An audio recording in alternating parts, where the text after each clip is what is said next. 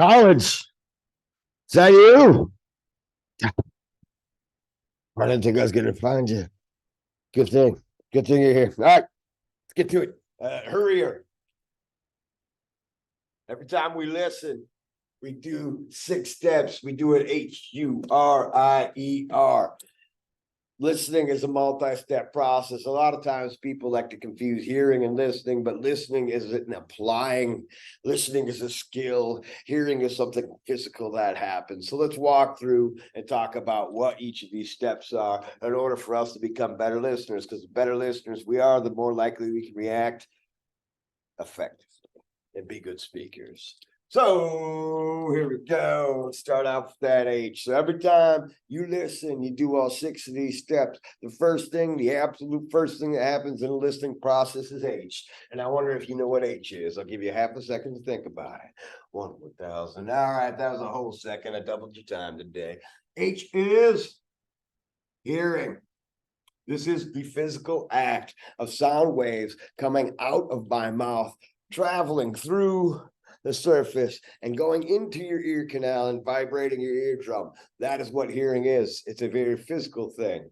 It is the movement of sound waves across the plane and you getting a literal physical reaction from those sound waves traveling in. So that's how we start. Once the sound waves go into your ear, it is all you at that point. Anybody got an idea what you is? No, you.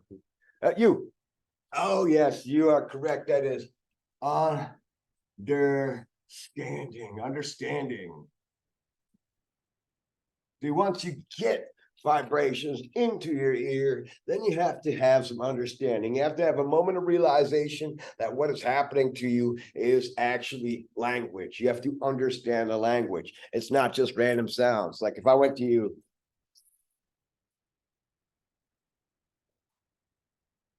that doesn't mean anything. I'm just loud when I do stuff, whatever. You got to understand that what's being conveyed into your ears is language.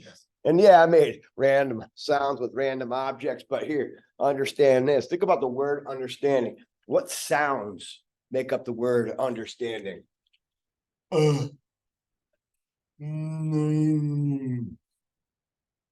Der, st, and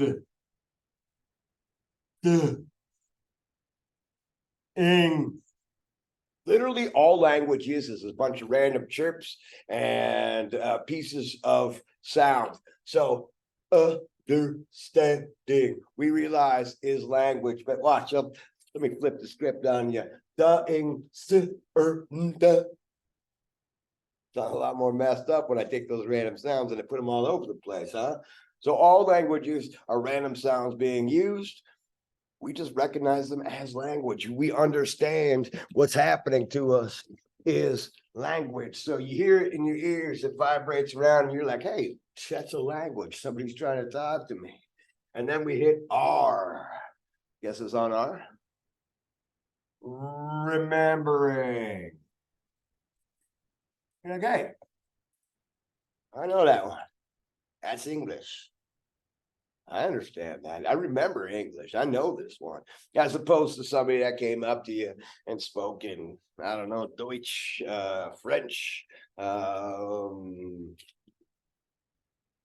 name it, whatever language you may or may not know. If somebody comes up to you and spits something you don't remember, that's about where listening shuts down. You heard it, you understand they're trying to say something, but you don't remember or know the language.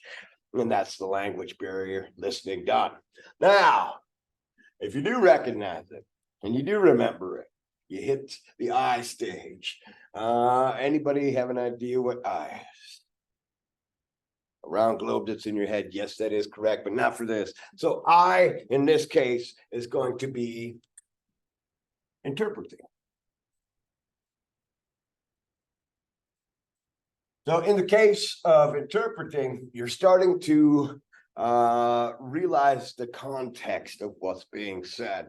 You're starting to think about, okay, what is the tone that this person is saying it? What nonverbal gestures are being used in this statement that might affect the actual meaning of the statement? Like I could say the exact same thing in two different contexts or two different ways, and it would mean two different things. For instance, if your kid's sister says, "I'm sick," before a big test at school, she might actually be saying, "I'm a little bit nervous about that test. I don't want to take it."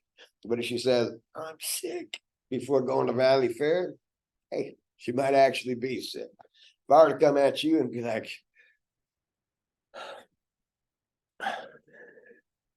"Hey, you have $1?"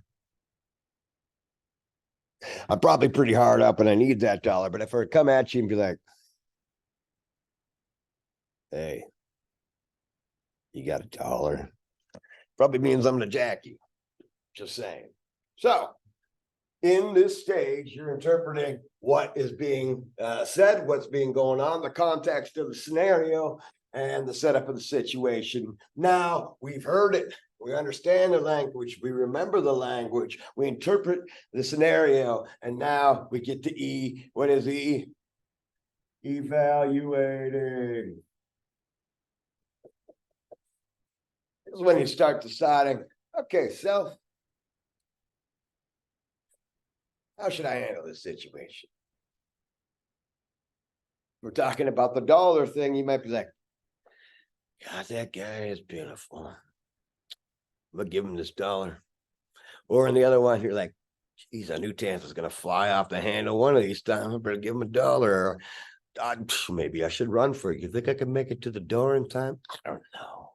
So you're evaluating the scenario, trying to figure out how to do the last step. And what is the last step? Responding.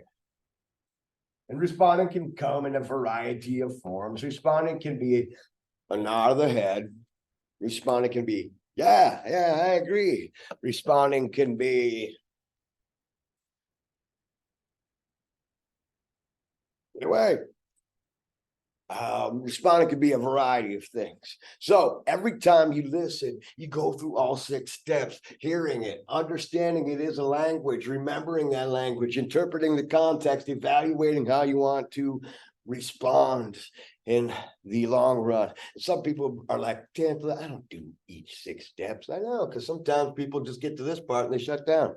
But that's just called listening, or that's just called hearing and understanding. So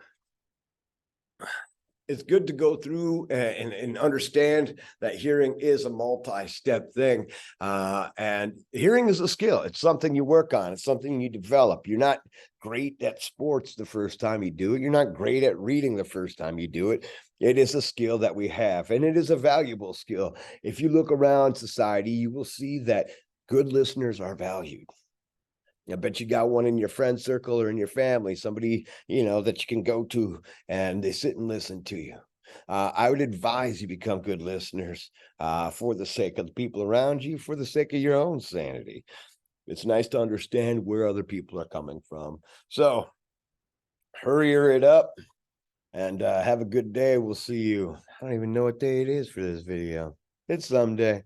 I'm coming back from Chicago on Tuesday. Or I'm coming back on Monday. I'll see you on Tuesday. All right. See ya.